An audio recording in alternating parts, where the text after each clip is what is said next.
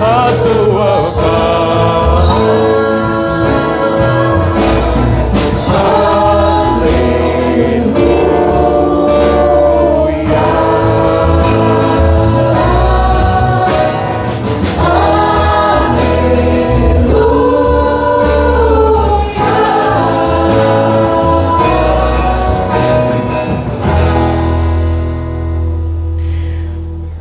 O Senhor esteja convosco.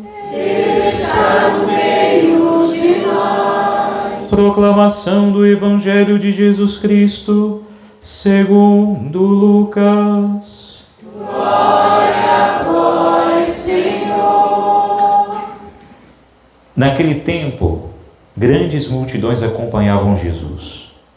Voltando-se, ele lhes disse: se alguém vem a mim, mas não se desapega de seu pai e sua mãe, sua mulher e seus filhos, seus irmãos e suas irmãs, e até da sua própria vida, não pode ser meu discípulo. Quem não carrega a sua cruz e não caminha atrás de mim, não pode ser meu discípulo. Com efeito, qual de vós, querendo construir uma torre, não se senta primeiro e calcula os gastos para ver se tem o suficiente para terminar? Caso contrário, ele vai lançar o alicerce e não será capaz de acabar. E todos os que virem isso começarão a caçoar, dizendo: este homem começou a construir e não foi capaz de acabar. Ou ainda, qual o rei que, ao sair para guerrear com outro, não se senta primeiro e examina bem se com 10.000 homens poderá enfrentar o outro que marcha contra ele com 20.000? Se ele vê que não pode, enquanto o outro rei ainda está longe, envia mensageiros para negociar as condições de paz. Do mesmo modo, portanto, qualquer um de vós, se não renunciar a tudo o que tem, não pode ser meu discípulo. Palavra da salvação. Glória a vós, Senhor.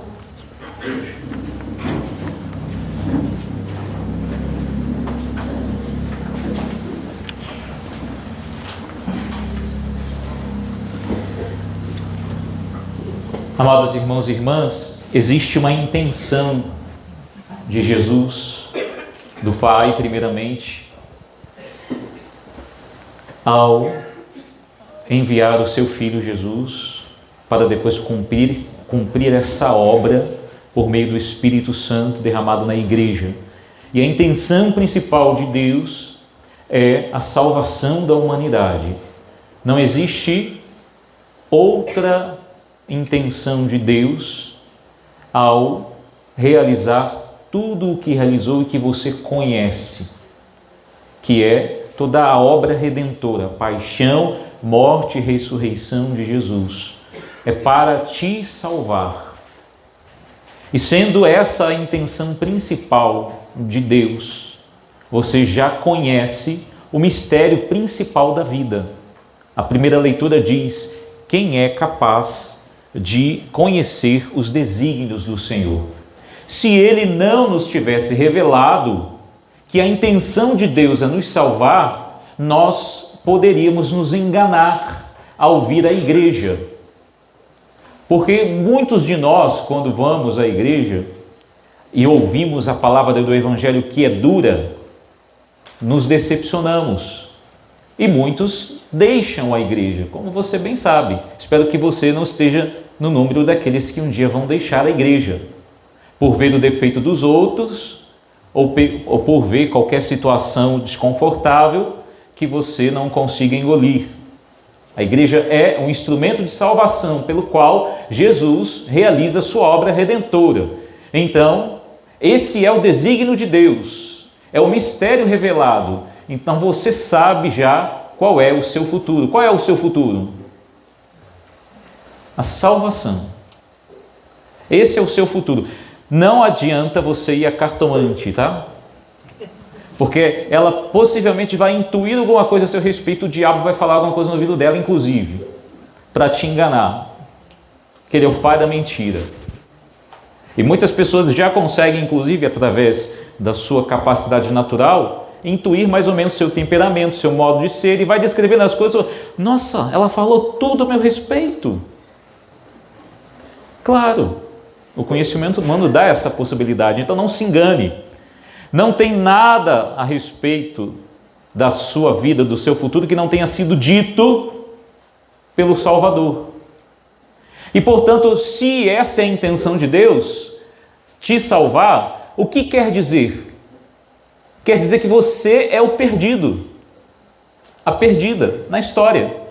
Se Deus é Salvador, se Jesus é Salvador, você e eu somos os salvados. Entendeu isso? Agora, onde é que você e eu caímos para que essa salvação tivesse que acontecer? Caímos neste mundo, que antes de nós chegarmos, já estava sob o domínio do pecado. Então, essa é a primeira notícia que eu quero te dar. Então, não existe outra revelação, outro raciocínio que devamos fazer a respeito da nossa vida e do nosso futuro para começar a história. Eu sou alguém que foi salvo pelo Senhor. Você é um perdido que foi salvo. Padre, mas eu nunca fiz uma experiência de andar no mundão, sempre fui uma pessoa correta, não interessa, mas você foi alcançado por Jesus. E porque você é um batizado, Ele te ama, é que você não se perdeu. Essa era a conclusão de Santa Teresinha. Quem aqui é paroquiano da paróquia de Santa Teresinha? Tem muitos, né? Então vocês sabem qual é a conclusão dela. Espero que vocês não fiquem apegados só às rosas, tá? Mas leiam a vida dela, que é dura para valer. E Santa Teresinha concluía: eu confio na misericórdia do Senhor, não é porque eu não tenha pecado mortal. Porque mesmo se eu tivesse, eu confiaria da mesma maneira, porque o que me faz confiar na misericórdia dele é a notícia que ele me deu a respeito da sua misericórdia. Ele me salvou.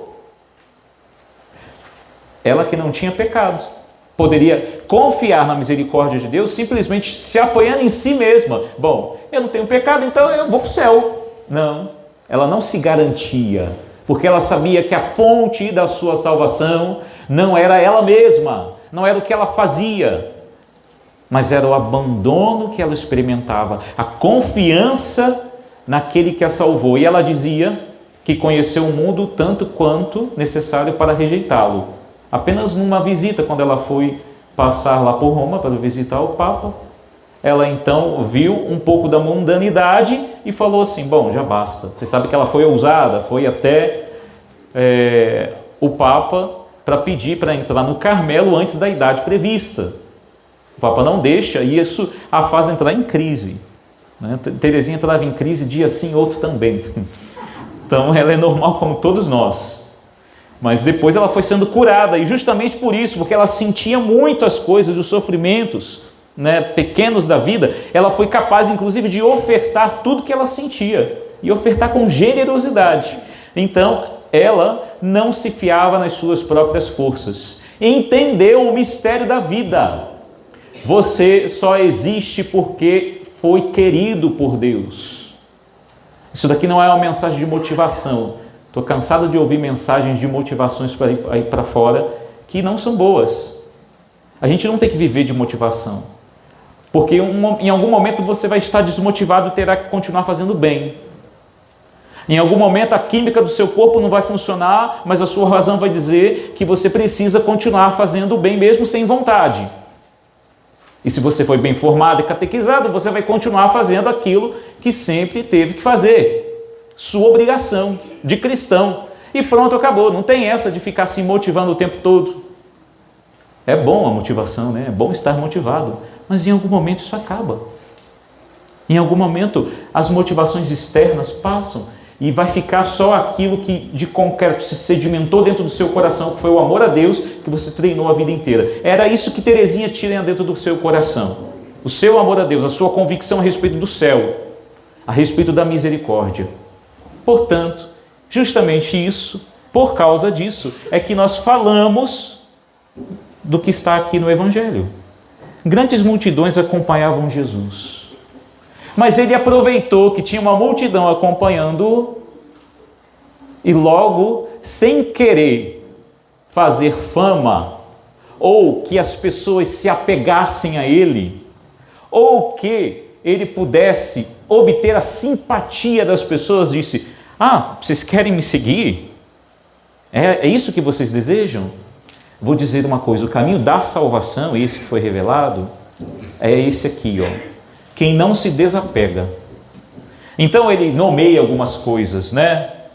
As principais, aquelas que nós mais amamos.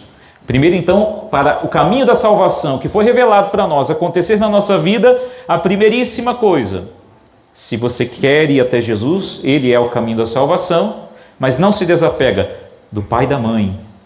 Que coisa mais preciosa são os pais nessa vida. Inclusive, é o mandamento do amor, né, está atrelado com uma promessa: quem honra pai e mãe, ou seja, ama o seu pai e sua mãe, consegue longa vida sobre a terra, diz a palavra de Deus, né? E depois a salvação.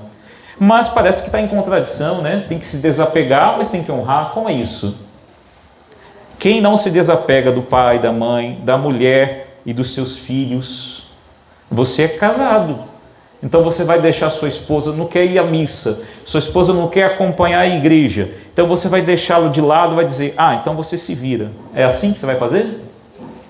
Porque você tem que se desapegar? Ou não vai ficar perto dos seus filhos cuidando, né? Ou seja, deixa ele crescer, ele é livre. Isso que é desapego? Irmãos, irmãs, e a própria vida não pode ser meu discípulo. O que é esse desapego? Vou usar uma imagem. São João da Cruz diz o seguinte: um passarinho está preso por 10 fios. Ela amarra 10 fios na patinha do passarinho. Ele está preso. Consegue voar? E se eu tirar 9 fios, ele continua preso? Por um fio, né? Desapego é isso. Ou você é totalmente desapegado ou você não voa. Primeiro, é isso que é o desapego. É total. É como o amor, que não se improvisa. Ou você ama, e na hora H que a vida te pede para você amar de verdade, você tem combustível, você tem capacidade, ou você não ama, você está fingindo. É uma virtude, é algo que se sedimentou dentro de você. Você é capaz de amar, porque você a vida inteira treinou isso. Também o desapego. Ou você é desapegado, ou você simplesmente tem algum ídolo dentro do seu coração. O amor a Deus é esse amor que é puro, decantado. Passou por um processo de purificação, onde só existe, em primeiro lugar, o amor a Ele e o amor às outras coisas por causa dEle. Isso que é desapego. Eu amo sim meu pai e minha mãe. Se eles caírem na desgraça, na doença, numa situação financeira difícil, eu vou estar sempre do lado.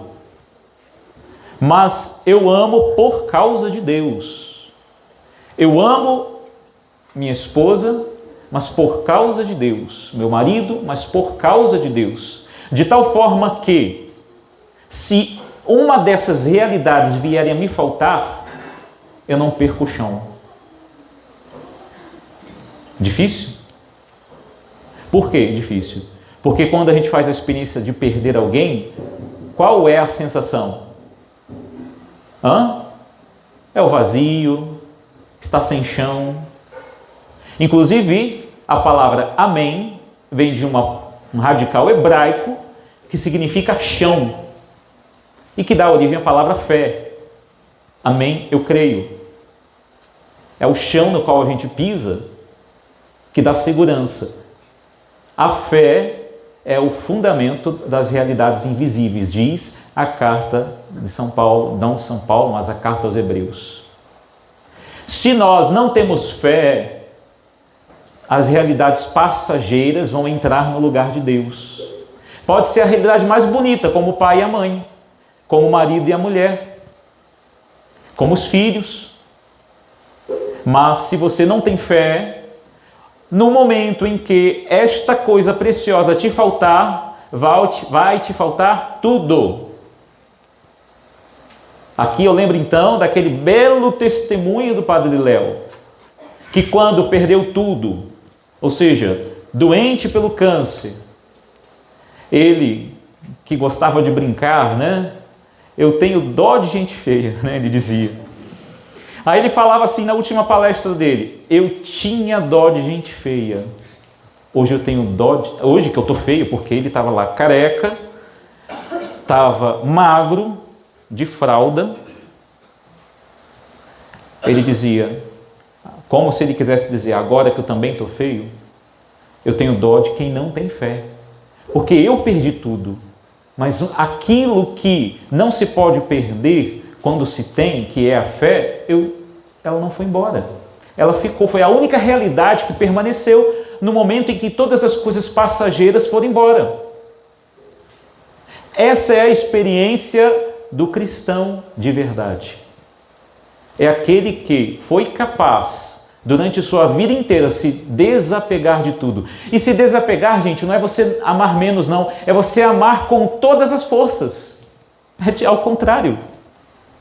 É você amar com tanta força que você ama no lugar certo. Primeiro Deus, depois as criaturas. Você ama tanto os outros que você dá a vida pelos outros por causa de Deus. E os outros não vão te retribuir e, no entanto, você não vai ficar insatisfeito com aquela lamúria de que ninguém me ama, ninguém me quer, eu fiz de tudo, eu dei o meu sangue, mas ninguém me reconhece. Não existe isso para cristão. É bom a gente reconhecer o trabalho do outro, né? Você já foi reconhecido e ficou feliz? Claro! Eu devo reconhecer o trabalho que as pessoas fazem lá na paróquia, quando eu estiver numa paróquia, né? Como o bispo me botar numa paróquia, né? Então eu estou aqui assim no purgatório, precisando de oração. Como uma alma do purgatório, sem poder fazer nada por mim. Então reza, né? Mas quando uma pessoa, um paroquiano, faz alguma coisa boa na paróquia, eu, como sacerdote, pai espiritual da comunidade, tenho o dever de reconhecer aquilo, elogiar, sem fazer com que a pessoa caia na vaidade, e agradecer. Só que nós, cada um da sua parte, não deve fazer as coisas que faz motivado pelo reconhecimento. Você vai se decepcionar, porque você está se apoiando em si mesmo, na sua capacidade. Em algum momento você não vai poder fazer mais nada. Entendeu? Em algum momento da sua vida você não vai poder fazer mais nada. Então o que sobrou de você?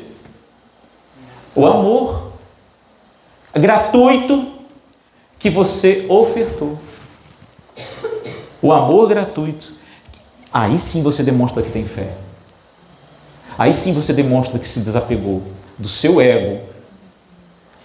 Sabe quando você leva umas patadas lá do padre? Alguém já lidou com um padre muito bronco? Nunca? Eu cansei de lidar com... Esses padres são animais raros. A cada gesto de carinho te devolve com um coice, né? E animal raro você tem que tratar como? Com cuidado, né? Com carinho, porque animal raro está em extinção. Então você, né? Cuida com carinho. Então, a cada gesto de coice que a gente recebe, qual é a nossa tendência? A gente se fecha, ou devolve na mesma moeda, fica magoado, vai embora.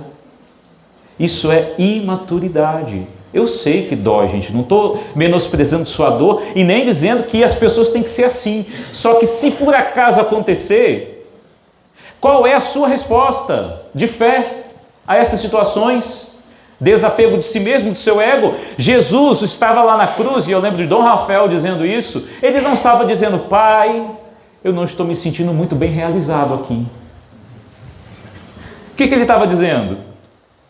Se distanciando. O que eu falei no início da missa? Distanciando-se da sua dor para amar mais quem o estava ferindo. Quando você se distancia de você mesmo, você consegue ser bom. Quando você se distancia dos seus egoísmos, você consegue ser ótimo. Quando você se distancia da sua dor, você não consegue ser santo. Não é fingir que ela não está acontecendo. Você vai contar para quem de direito? Para o seu diretor espiritual, primeiro para Jesus. Vai reclamar com ele, na hora certa ele vai te aliviar. Mas se desapegue disso. O nosso problema é quase que 100% a autopiedade. Coitado de mim, eu não mereço. Né? Você merece o inferno e está aí reclamando. Mas foi salvo por Jesus.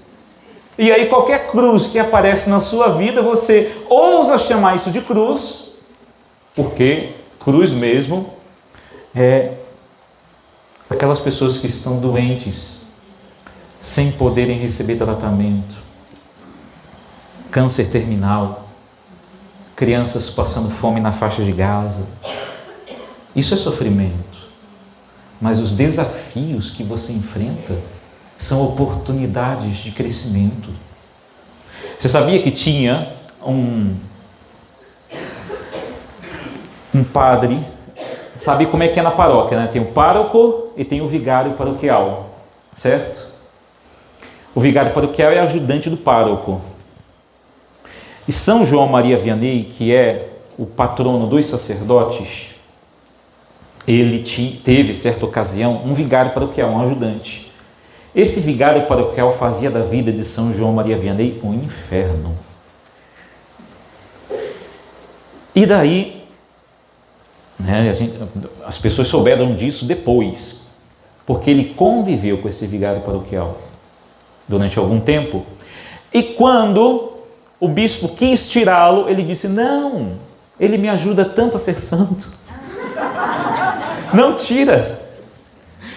Assim, e como Teresa d'Ávila, né, pedia assim: Senhor, que venham as cruzes, não afastarei o rosto. Tudo bem, não estou pedindo para você pedir cruz não, tá?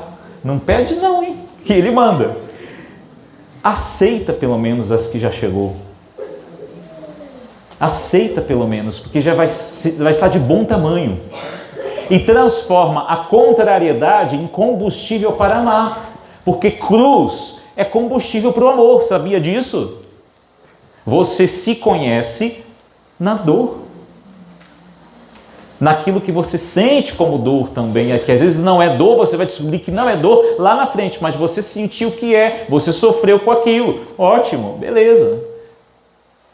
Então, como Santa Teresinha também sofreu com muitas coisas que na verdade não eram dores, ela foi se curando disso. Né? Ela sentia tudo. Tem gente que tem capacidade de sentir tudo. Passou na rua, a pessoa não te viu, você já começa a pensar: o que eu fiz para merecer a ignorância daquela pessoa? Você já começa a pensar: o que eu falei? Será que foi no grupo que a gente se encontrou? Eu não a cumprimentei? Né? Com pensamentos complexos, seja mais simples. A pessoa estava distraída. Ou não se coloque no centro. As pessoas não estão pensando em você o tempo todo. Cada um está pensando no seu problema. Entendeu? Então você que está com medo, inclusive, de ser difamado por causa da palavra de Deus, daqui a pouco, se alguém descobrir um podre seu, inclusive, as pessoas têm memória curta, ou não estão nem aí para isso. Você não é o centro das atenções. Então se desapegue de si. Faça como o Senhor. Isso. Mas por que eu estou falando isso? Porque isso é fonte de paz. Isso é fonte de paz interior. E sem paz interior, o que o demônio faz? O demônio tem alça. Você tem que ser uma mala sem alça para o demônio. E as alças do demônio são o pecado mortal e sua agitação interior. Se você permanece em paz, na confiança de que Deus é sua libertação e de que Ele está te salvando e de que até mesmo aquela permissão da dor, da cruz na sua vida é ato de amor de Deus, então você será um grande instrumento de evangelização e terá muita paz. Muita, não é pouca não. Amados irmãos e irmãs, vamos pedir ao Senhor essa graça. Para nós é impossível nos desapegarmos. E se desapegar é não querer ter outro chão a não ser Jesus. É uma experiência de pobreza. É você não colocar a fonte da sua alegria no que você tem ou no que você é. Porque em algum momento até Jesus, que era santo, foi tido como o quê? Ladrão, malfeitor. Ele é o santo, mas ele sabia quem ele era, mesmo quando todo mundo falava contra ele. Por isso, amado irmão e irmã, se desapegue de si mesmo. E uma boa coisa para a gente terminar, para conseguir realizar o desapego de si mesmo, sobretudo, porque eu estou falando de si? Porque o nosso pior inimigo é o eu. Né? Entre os 3 inimigos da alma, o demônio, o mundo e você é o pior inimigo de si mesmo. Porque se você não quiser, Jesus não te salva, ele não viola a sua liberdade. Então, uma última coisa, você quer se desapegar de si? A partir de hoje, ria dos seus defeitos. Ria de si mesmo. Não se leve muito a sério. Por quê? Porque assim você quebra o orgulho. Assim você quebra o orgulho, e é justamente o orgulho que destrói tudo de bom que você fez. Se você foi bom em tudo, mas não cuidou de conseguir ser humilde, não valeu nada, andou em vão. Aquela pessoa que lá no final da vida, a gente vai trocar ela de coordenação, aí ela começa a criticar o padre. Esse padre chegou aqui agora, já quer mudar tudo. Olha, é ele que manda, desculpa, né? Mas é ele que dá as ordens ali, ele tem a graça de Estado, né? Para poder fazer e desfazer. Então, se você por acaso foi trocado de coordenação, foi trocado de lugar, ou simplesmente você já não faz mais aquele serviço, te agradeço, foi muito bom. Em qualquer situação da vida, seja na paróquia, seja em casa, não precisam mais de você. Bom, se desapegue disso. Porque senão você vai fazer aquela ladainha. Se não fosse eu, não saía a procissão. Se não fosse eu, o andor não seria enfeitado. Se não fosse eu, as pessoas não viriam à igreja, porque eu que faço o convite, eu que arrumo a festa, eu que sei os caminhos, eu. Não caia nessa tentação. Lembra de São Francisco? Ele, no final da vida, dizia, assumindo para si a figura do servo inútil. Fizemos tantas coisas, ele dizia, não fizemos nada ainda. Por quê? Ele não se apegava à obra que ele tinha feito. E já tinha feito muito. Revolucionou a cristandade. Mas ele dizia, ainda não fizemos nada. Se desapegou do bem que fez. Porque o bem que você faz vem de Deus. O mal que você faz vem de você. Vamos repetir isso? O bem que eu faço vem de Deus. O mal que eu faço vem de mim mesmo. Isso é um golpe no nosso egoísmo e Deus vai te utilizar. E você será um grande instrumento de salvação para você, primeira coisa, e para a sua família. Então, ria de si mesmo. Você vai todo dia se olhar no espelho agora e vai começar a rir. Todo dia eu me olho no espelho, inclusive, né? E olho para os cabelos que estão indo embora, né? E me lembro que há muitos cabelos atrás, né? Eu era mais bonito, né? Porque eu continuo bonito, né? Mas... E todo dia eu tenho que fazer o exercício de dizer assim, eu me desapego da minha imagem, da imagem ideal que eu tenho de mim mesmo. E eu começo a rir de mim mesmo. Ah, o careca. Deixou a barba crescer para compensar, mas não adiantou nada. Porque o pessoal chama... não tem aquele carequinha barbudo? Chama ele. Porque a minha ideia era que as pessoas dissessem assim, chama aquele barbudinho, né? Não adiantou nada, né? Amados, se a gente não fizer esse exercício, seremos sisudos. E o demônio ama quem é triste, porque ele é triste. Seja feliz com o que você tem, muito ou pouco. Feio ou bonito, seja feliz com o que Deus te deu e seja em paz com isso para ser um instrumento maravilhoso, poderoso na mão de Deus. Amém? Amém. Vamos fazer um minutinho de silêncio para essa palavra cair no nosso coração, sentadinhos.